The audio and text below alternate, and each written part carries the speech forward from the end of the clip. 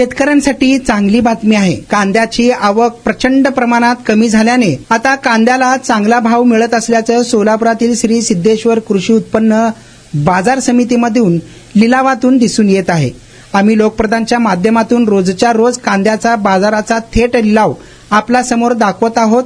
सोलापूर बाजार समितीमध्ये मोठ्या प्रमाणात कांद्याची आवक होत असते. मात्र यंदा ती आवक कमी झाल्याने आता कांद्यास 1800 रुपये दर मिळाला आहे. मागील 3 ते 4 दिवसात 200 ते 300 रुपयाची वाढ झाल्याचे एकंदरीत कांदा विभागाच्या वतीने सांगण्यात आले आहे.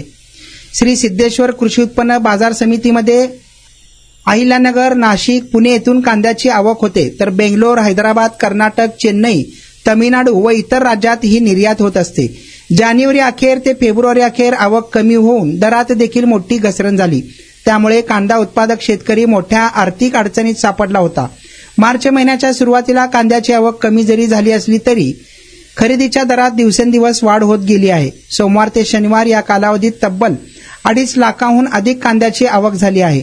सोमवारी आवक झालेल्या मालाची 1200 रुपये क्विंटल खरेदी करण्यात आली होती, तर फुरसुंगी कांद्याला मोठी मागणी असल्याने आणि तो कांदा 2 ते 3 दिवस ट्रान्सपोर्टेशनमध्ये सुद्धा टिकत असल्याने 1800 ते 1900 रुपये त्याला भाव मिळत असल्याचं देखील एकंदरीत आपल्याला पाहायला मिळालं आहे.